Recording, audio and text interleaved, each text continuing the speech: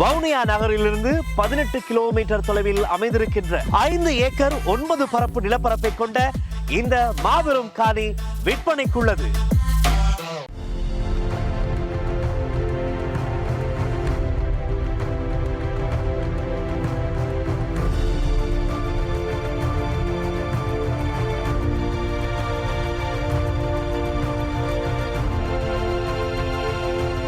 வணக்கம்.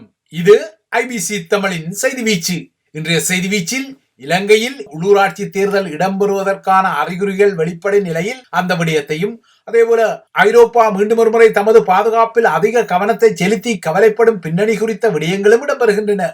முதலில் இலங்கை தீவு பக்கம் பார்வையை திருப்பலாம். இலங்கையில் ஸ்ரீலங்கா பெட்ரோலிய கூட்டுத்தாபனத்துக்கும் எரிபொருள் விநியோக நிறுவனங்களுக்கும் இடையிலான லாப நட்ட கணக்கு இழுபறிகள் இலங்கை தீவின் குடிமக்களுக்கு இன்று முதல் செயற்கையாக ஒரு எரிபொருள் தட்டுப்பாடுகளை உருவாக்கக்கூடும் என்ற எச்சரிக்கைகளின் மத்தியில் எதிர்வரும் மே மாதத்தின் முதலாவது வாரத்தில் உள்ளூராட்சி தேர்தல் இடம்பெறும் என்ற அசுமாத்தியங்களும் வந்துள்ளன. இலங்கை தீவின் எரிபொருள் விநியோகத்துக்கு பொறுப்பாக இருக்கக்கூடிய பெட்ரோலிய கூட்டுத்தாபன களஞ்சியங்களில் தேவையான எரிபொருள் கையிருப்பில் இருந்தாலும் அந்த நிறுவனத்துக்கும் எரிபொருள் விநியோக நிறுவனங்களுக்கும் இடையிலான லாப நட்ட கணக்கு இழுபறி தற்போது நாட்டில் செயற்கையான ஒரு எரிபொருள் தட்டுப்பாட்டு நிலையை உருவாக்குவதற்கு கட்டியத்தை கூறுகிறது. இலங்கையில் மீண்டும் எரிபொருளுக்கு ஒரு கியூ வரிசை உருவாகக்கூடும் என்ற அபாய நிலைக்கு ஏற்கனவே சுழிகள் போடப்பட்டுள்ளன.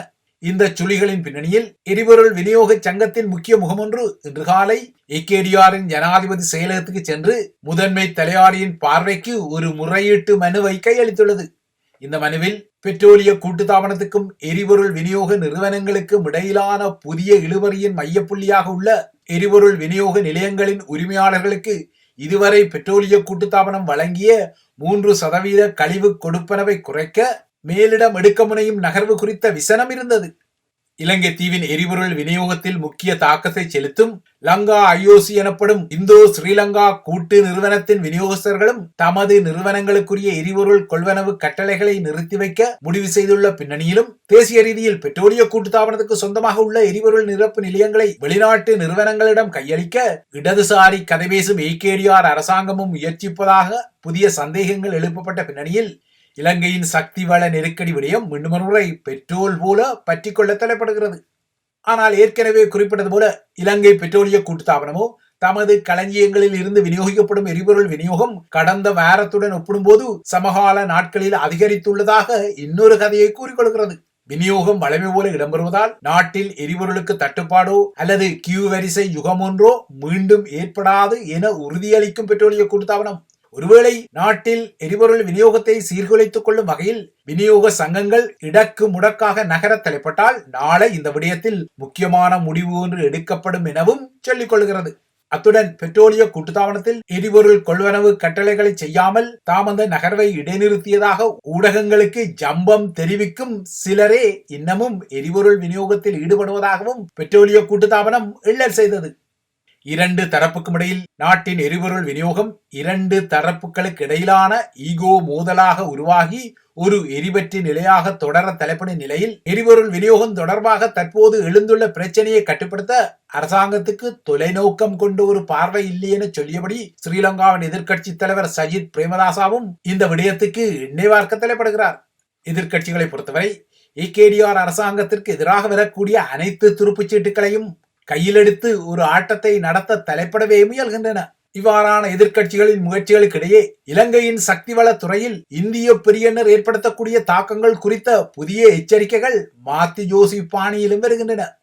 அந்த வகையில் 2050 ஆண்டில் உலகில் இருக்கக்கூடிய 3 வல்லரசுகளில் 2050 இந்திய பெரியனர் ஒரு பொருளாதார வல்லரசாக மாறுவது திண்ணமென டெல்லியில் வைத்து இந்திய பிரதமர் நரேந்திர மோடிஜியின் பிரசன்னத்துடன் ஸ்ரீலங்காவின் முன்னாள் தலையாரி ரணில் விக்ரமசிங்க ஒரு ஐஸை தூக்கி வைத்தார். 1963 ஆண்டு முதல் பெரியனர் வீட்டுக்கு இடைக்கிடை பயணப்பட்டு அதனுடன் 6 தசாப்த கால தொடர்பு உள்ள தனக்கு இந்த விடயம் துல்லியமாக தெரிவதாக ரணில் குறிப்பிடும் நிலையில் உள்ளூரில் மாத்தி ஜோசி பாணியில் தமிழ் முற்போக்கு கூட்டணியின் தலைவரான மனோ கணேசன் இன்னொரு செய்தியை சொன்னார். மனோ கணேசனை பொறுத்தவரை அதானியின் குழுமத்தை ஸ்ரீலங்கா அரசாங்கம் கலற்றிவிடவில்லை, மாறாக அதானி குழுமம்தான் இலங்கையை கலற்றி விட்டதாக சொல்லி அதானி குழுமத்தை ஏகேடிஆர் தரப்பு இலங்கையிலிருந்து வெளியேற்றுவது குறித்த கடுமையான விமர்சனங்களை முன்வைத்தார்.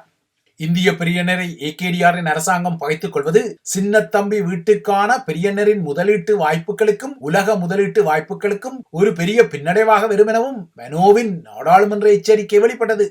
ஆனால் இலங்கை தீவிலிருந்து அதானி குழுமம் கலன்று கொள்வதாக குறிப்பிடப்பட்டாலும் இந்த விடயத்தில் அதானி குழுமத்தை மீண்டும் சமரசத்துக்கு இழுக்க ஏகேடிஆர் அரசாங்கம் முயல்வதான அரசியல் புரசலான கதைகளும் தொடரத்தான் செய்கின்றன. எதிர்க்கட்சிகளை பொறுத்தவரை நாட்டில் விரைவில் உள்ளூராட்சி தேர்தல் வரவுள்ள நிலையில் எரிபொருள் தட்டுப்பாடு உட்பட்ட சக்திவள நெருக்கடிகள் தொடர்ந்தால் அதில் முக்கியமான ஒரு அரச எதிர்ப்பு துருப்புச்சீட்டு கிட்டுமே என்ற நப்பாசையுடன் இருப்பதும் தெரிகின்றது. IOC எனப்படும் இந்தோ ஸ்ரீலங்கா எண்ணெய் நிறுவனத்தின் விநியோகஸ்தர்களும் ஸ்ரீலங்கா பெட்ரோலிய கூட்டுத்தாபனத்திடம் இருந்து எரிபொருளை கொள்வனவு செய்யும் வகையில் கொள்வனவு கட்டளைகளை வழங்கும் நகர்வை இடைநிறுத்த முடிவு செய்துள்ளதான புதிய கதைகளுக்கு மத்தியில் இவ்வாறான அதிர்வுகள் தொடர்ந்தால் தேர்தல் காலத்தில் தமது பரப்புரை வாய்களுக்கு மென்று விழுங்க நல்ல அவல் கிடைக்க கூடும் என எதிர்க்கட்சிகள் கணிப்பிடுகின்றன. எதிர்க்கட்சிகளின் இந்த கணிப்புக்கு மத்தியில் உள்ளூராட்சி தேர்தல் வேட்பு மனுக்களை ஏற்றுக்கொள்வதான திகதி இன்று நிர்ணயம் செய்யப்பட்டது. அதன் அடிப்படையில் மார்ச் 17ஆம் தேதி முதல் மார்ச் 20ஆம் தேதி வரை வேட்பு மனுக்கள் ஏற்றுக்கொள்ளப்படும் என ஸ்ரீலங்காவின் தேர்தல் ஆணைக்குழு இன்று தனது தரப்பில் ஒரு அறிவிப்பை வெளியிட்டது. ஏகேடிஆரின் அரசாங்கமாக இருந்தாலும் எந்த அரசாங்கங்களுக்கும் கட்டுப்படாத ஒரு சுயாதீன அமைப்பாக தமது தேர்தல் ஆணையகம் இயங்கிக் கொள்வதால் உள்ளூராட்சி தேர்தலை நடத்தி கொள்ளும் விடயத்தில் சரியான முடிவுகளை எடுக்கும் என ஸ்ரீலங்காவின் தேர்தல் ஆணையாளர் சொல்லியுள்ளார். எதிர்க்கட்சிகளை பொறுத்தவரை வரவு செலவு திட்டத்தை மையப்படுத்தி நாடாளுமன்றத்தில் இடம்பெறும் விவாதங்கள் முடிவடையும் வரை உள்ளூராட்சி தேர்தலுக்கு வேட்புமனுக்களை தாக்கல் செய்யும் திகதி அறிவிக்கப்படக்கூடாது என்ற நிலைப்பாட்டை முன்வைத்துள்ளன. ஆனால் ஏகேடிஆரின் அரசு தரப்பை பொறுத்தவரை அவ்வாறான தாமதங்கள் எவையும் தேவையில்லை, இன்று கூட தேர்தல் அறிவிக்கப்பட்டால் அதனை எதிர்கொள்ள தாம் தயார் என்ற நிலைப்பாட்டில் உள்ளது. இவ்வாறான ஒரு பின்னணியில்தான் இந்த விடயத்தில் தனது தரப்பில் ஒரு முக்கிய முடிவை எடுத்த ஸ்ரீலங்காவின் தேர்தல் ஆணையகம் எதிர்க்கட்சிகள் முன்வைத்த கோரிக்கைகளை ஏற்று மார்ச் 17 முதல் மார்ச் 20 வரை வேட்புமனு தாக்கல் நடவடிக்கை இடம்பெறும் என ஒரு முடிவை அறிவித்தது. ஆக மொத்தம் 2023ஆம் ஆண்டுக்கு முன்னரே நடத்தப்பட்டிருக்க வேண்டிய இந்த உள்ளூராட்சி தேர்தல் ஆடி அசைந்து 2025 மேயில் இடம்பெறக்கூடும் என்ற பெருமட்டான முடிவு தற்போது வெளிக்கிளம்ப தலைப்படுகின்றது. ஸ்ரீலங்காவின் தேர்தல் நடைமுறைப்படி தேர்தல் திகதி அறிவிக்கப்பட்டால் 14 முதல் 18 நாட்களுக்குள் இடையில் வெறும் 3 நாட்களுக்குள் வேட்புமனு தாக்கல் செய்வதற்கான திகதிகள் ஒதுக்கப்பட வேண்டும் என்பதால் தற்போதைய நிலையில் தேர்தல் அறிவிக்கப்பட்டாலும் கூட அவ்வாறான அறிவிப்பு வெளியான நாட்களில் இருந்து தமது தரப்பில் வேட்பாளர்களை களமிறக்கிக் கொள்வதற்கு அல்லது இறுதியான முடிவுகளை எடுப்பதற்கு அரசியல் கட்சிகளுக்கு பெருமட்டாக 2 வார காலமே இருக்கக்கூடும். இவ்வாறான ஒரு இக்கட்டான நிலையை புரிந்து கொண்டதாலோ என்னவோ இப்போது தமிழர்களின் அரசியல் பரப்பிலும் அண்மைய நாட்களில் தினுசான கதைகள் வெளிப்படுகின்றன. அவ்வாறான தினுசான கதைகளுக்குள் மீண்டும் தமிழ் தேசிய கூட்டமைப்பு உருவாக்கப்பட வேண்டும் என்ற சுருதியும் சங்கு கூட்டணிக்குள் டக்ளஸ் தேவானந்தாவின் சங்காத்தத்தையும் உள்ளடக்க வேண்டும் என்பது போன்ற தினுசுகளும் வெளிப்படுகின்றன. இந்த நிலையில் தமிழரசுக்குள் தனது சுமந்திர திட்டங்களை நகர்த்தும் சுமந்திரன் உள்ளூராட்சி தேர்தலில் வேட்பாளர்களை தெரிவு செய்யும் தனது பிடியை கட்சியின் செயலாளர் என்ற புதிய வகிபாகத்தில் மீண்டும் இருக்க தலைப்படுகின்றார். இவ்வாறாக தமிழரசு கட்சியில் தனக்கு ஒரு பிடிமானம் பெற வேண்டும் என்பதற்காகத்தானே சில நாட்களுக்கு முன்னர் இது தொடர்பான ஒரு டீல் போடப்பட்டது. அந்த டீலின் அடிப்படையில் சுகஈன காரணத்துடன் சத்தியலிங்கம் தன்னிடமிருந்த செயலாளர் பொறுப்பை சுமந்திரனிடம் கையளித்த பின்னர் இந்த நகர்வுகள் வருகின்றன. ஆனால் என்னவோ தெரியவில்லை, சுகஈன காரணங்களுடன் தனது செயலாளர் பொறுப்பை கையளித்த சத்தியலிங்கம் தொடர்ந்தும் ஸ்ரீலங்காவின் நாடாளுமன்ற அரங்கம் உட்பட்ட காட்சிகளில் பிரசன்னப்படுவது வேறு விடயம். சுமந்திரனை பொறுத்தவரை ஏற்கனவே கடந்த பொது தேர்தலில் தனக்கு ஜால்ரா அடிப்பவர்களை தெரிவு செய்து அதன் மூலமாக வடக்கில் தமிழரசு கட்சியின் பிரதிநிதித்துவத்துக்கு ஆப்படிக்க வைத்தவர் என்ற பழிச்சொல்லுக்கு உள்ளாக்கப்பட்டுள்ளார். அந்த தேர்தலில் காடு மலையெல்லாம் தேடி திரிந்து களமிறக்கியதாக குறிப்பிட்ட பெண் வேட்பாளர்களையும் தோற்க வைத்த அனுபவத்தை பெற்ற போதிலும் எதிர்வரும் உள்ளூராட்சி தேர்தலில் வேட்பாளர்களை தேடும் சுமந்திரனின் படலம் மீண்டும் ஆரம்பித்து விட்டது. அந்த வகையில் மன்னாரில் நேற்று வேட்பாளர்களின் தெரிவு குறித்த கூட்டத்தை சுமந்திரன் நடத்தி கொண்டார். ரணில் ஆட்சி காலத்தில் அறிவிக்கப்பட்டு பின்னர் நடைபெறாமல் போன உள்ளூராட்சி தேர்தல் களத்தில் ஏற்கனவே தமிழரசில் தெரிவு செய்யப்பட்ட வேட்பாளர்களில் மீண்டும் யார் யாரை பொறுக்கி எடுப்பது, யார் யாரை கடாசிக் கொள்வது என்ற ஆய்வுகளுடன் வழமை போலவே எதிர்வரும் தேர்தல் களத்திலும் தனக்கு பிடித்த அல்லது தனக்கு ஜால்ராடிக்கும் வேட்பாளர்களை உள்செருவது குறித்து சுமந்திரனின் கண் இருந்ததை நேற்றைய மன்னார் கூட்டத்தில் தெளிவாகவே காண முடிந்தது. இவை இலங்கை குறித்த விடயங்கள். அடுத்து உலக நிலவரங்களை நோக்கிக் கொண்டால், அமெரிக்க அதிகார மையமான வெள்ளை மாளிகை உக்ரேனிய அரசு தலைவர் விளாடிமிர் ஜெலன்ஸ்கியின் மீதான சீற்றத்தை குவியப்படுத்தி அவரை உக்ரேனின் ஆட்சி அதிகாரத்தில் இருந்து அகற்ற புதிய வியூகங்களை போட்டு வரும் நிலையில், மறுபுறத்தே அதே ஜெலன்ஸ்கியை ஐரோப்பிய நாடுகளின் தலைவர்கள் முன்னொப்போதையும் விட இறுக்கமாக அரவணைத்து தட்டி கொடுக்கும் வியூகங்களை போடுவது நேற்று லண்டனில் இடம்பெற்ற உக்ரேனை மையப்படுத்திய சிறப்பு உச்சி மாநாட்டில் தெளிவாகவே தெரிந்தது. அப்படியானால் இப்போது இடம்பெறும் இந்த ஆட்டத்தின் முடிவு எவ்விதமாக இருக்கும் என்ற குறுகுறுப்புகள் தலைப்படுகின்றன. ஐரோப்பிய தலைவர்கள் நேற்று லண்டனில் நடத்திய முக்கிய மாநாட்டின் பின்னணியில் எடுக்கப்பட்ட இந்த புதிய வியூகம் ஐரோப்பாவுக்கு வரமாக மாறுமா அல்லது அதற்கு பழுவாகவும் சாபமாகவும் மாறிக்கொள்ளுமா? அதுவும் இல்லையென்றால் புலிவாலை பிடித்த கதையை உருவாக்கி கொள்ளுமா என்பது போன்ற வினாக்கள் தற்போது எழும்பிக் கொள்கின்றன. அத்லாந்திக் சமுத்திரத்தின் அக்கறைக்கும் இக்கரைக்கும் இடையிலான இந்த முருகநிலை ஐரோப்பிய வரலாற்றில் மிக படுபயங்கரமான பள்ளத்தாக்கு நிலையொன்றை உருவாக்கியுள்ளது. இதன் அடிப்படையில் தான் ஐரோப்பிய நாடுகள் தாங்கள் இருக்கும் கண்டத்தின் தலைவிதி குறித்து நேற்று லண்டனில் விவாதித்துக் கொண்டன. அவ்வாறாக விவாதித்த ஐரோப்பிய தலைவர்கள் ஐரோப்பிய கண்டத்தை பாதுகாப்பதற்குரிய புதிய பாதுகாப்பு செலவினங்களையும் அறிவித்துக் கொண்டனர். அத்துடன் உக்ரைனுக்கு தொடர்ந்தும் உதவி செய்வதாகவும் உறுதியளித்துக் கொண்டனர். அவசரமாக ஐரோப்பாவை மீண்டும் ஆயுதமயமாக்க வேண்டும் என ஐரோப்பிய ஆணையக தலைவர் உர்சுலா ஒன் டெர் லாயன் அலறிக்கொண்டாலும் அமெரிக்க ஆதரவில்லாமல் இது நடக்காது என்ற குரல்களும் இந்த மாநாட்டின் அரங்கில் வெளிப்படத்தான் செய்தன.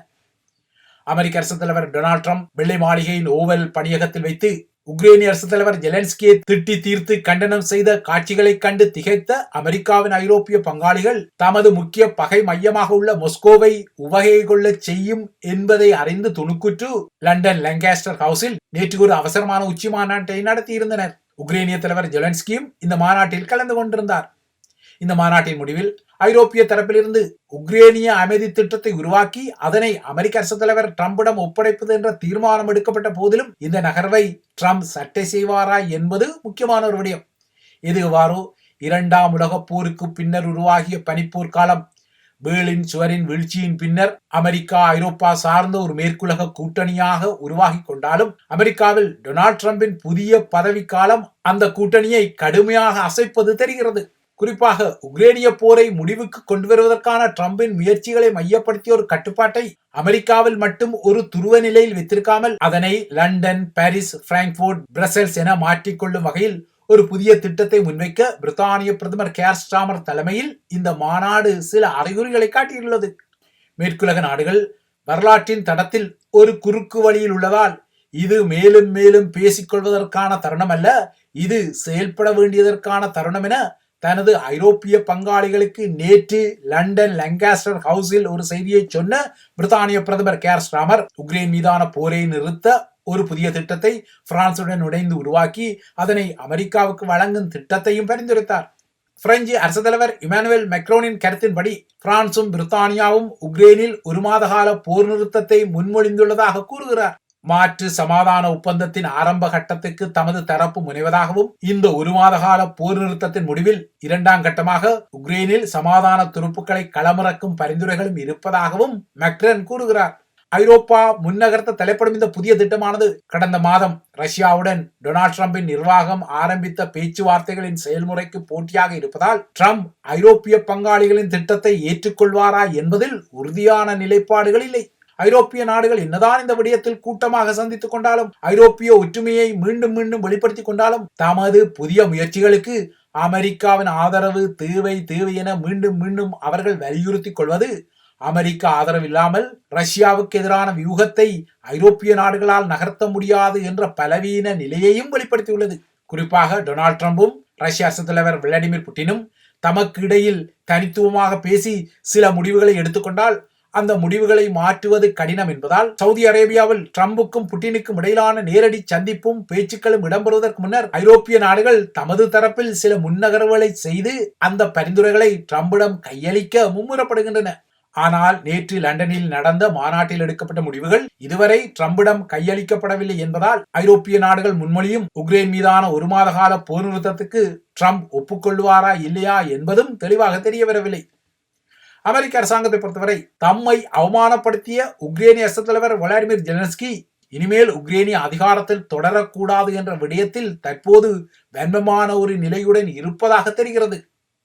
இப்போது இந்த வன்மம் மேலும் தீவிரப்பட முனைவதால் ஐரோப்பிய தலைவர்கள் என்னதான் ஜெலன்ஸ்கியை இறுக அணைத்து தட்டி கொடுத்தாலும் ஜெலன்ஸ்கியை அதிகாரத்தில் இருந்து அகற்றும் வாஷிங்டனின் திட்டங்கள் எதிர்வரும் நாட்களில் வெளிப்படக்கூடும். ஜெலன்ஸ்கி மில்லியன் கணக்கான மக்களின் உயிருடன் சூதாடி 3ஆம் உலக போர் ஒன்றை தூண்டுவதாக டொனால்ட் ட்ரம்பும் துணை அரசு தலைவர் JD வான்ஸும் பகிரங்கமாகவே நெற்றிக்கு நேரே குற்றஞ்சாட்டிய நிலையில் கடந்த சனியன்று உக்ரைனுக்கு பிரித்தானியாவால் உறுதியளிக்கப்பட்ட 2.8 பில்லியன் அமெரிக்க டாலர் கடன்களின் முதல் தவணை நிதி எதிர்வரும் நாட்களில் வழங்கப்பட காத்துள்ளது.